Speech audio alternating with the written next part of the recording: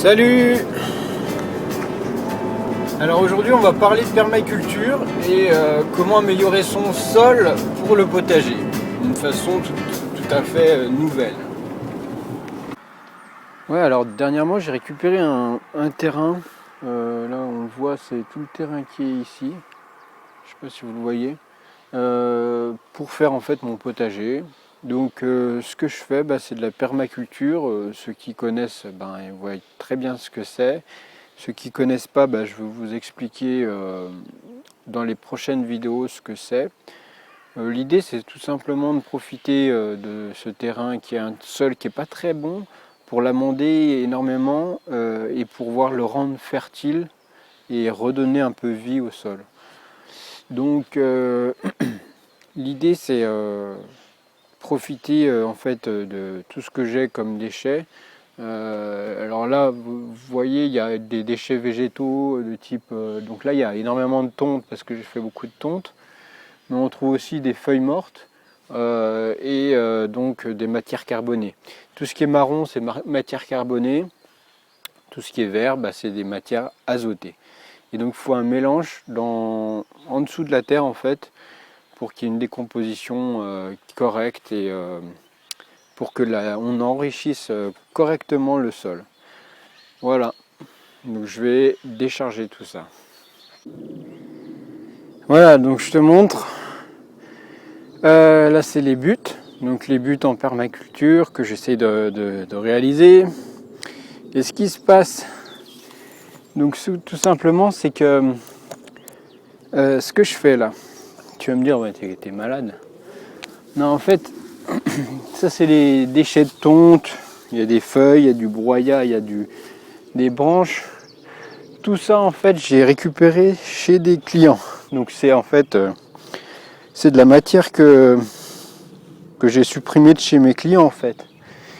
C'est de la matière, donc des éléments du sol indispensables à la croissance des végétaux qu'on va enlever. D'ailleurs, je trouve ça énorme quoi. Énormément de gens appauvrissent leur sol finalement sans s'en rendre compte.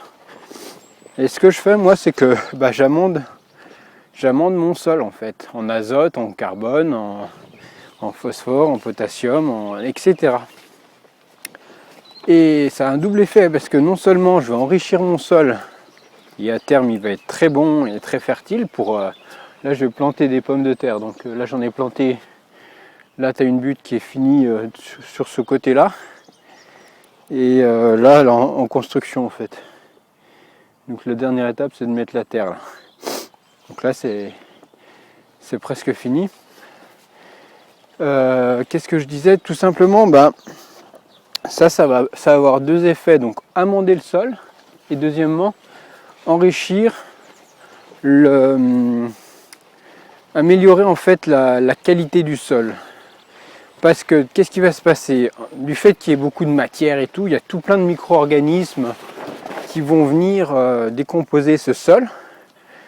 Donc des bactéries, des bacilles, des vers de terre, des insectes. Et du fait, moi j'aurais pu à travailler le sol finalement.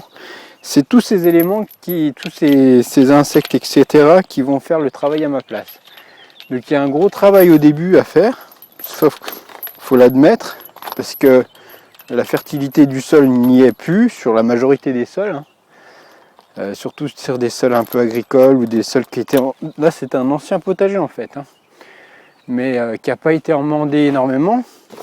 Donc le terrain est assez riche, mais nécessite d'avoir quelque chose de mieux.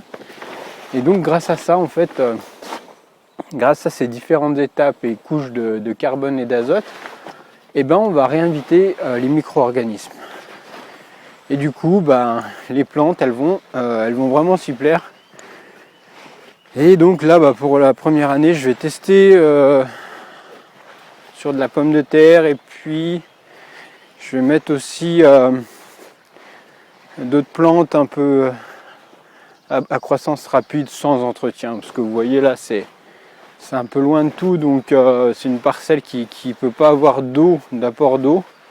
Donc je fais paillage, etc. On en reparlera la prochaine fois. Là, moi, je suis vraiment en retard sur mes tontes, donc faut que j'aille bosser.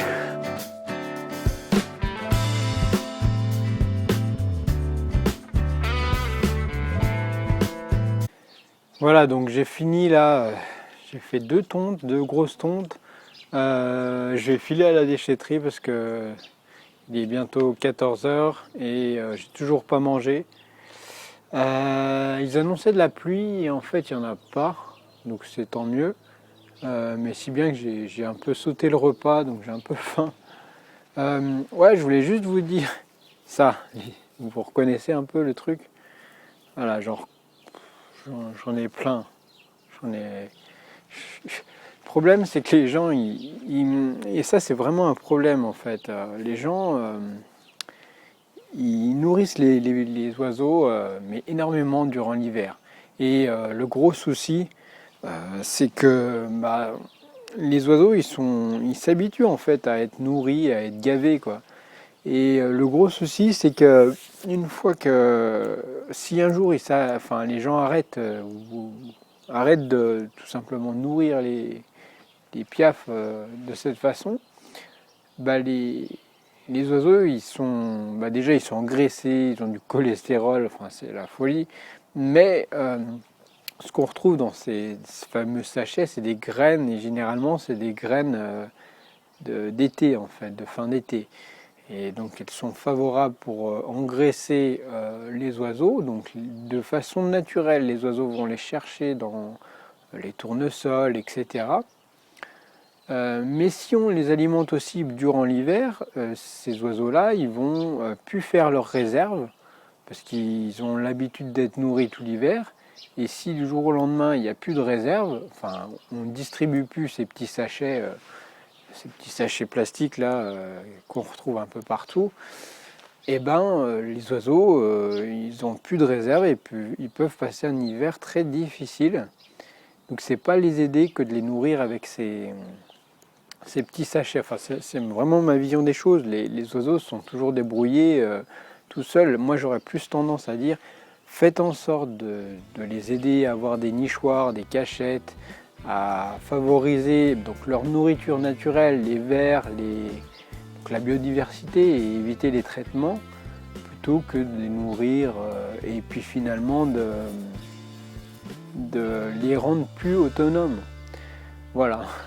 Bon allez, moi je file à la déchetterie.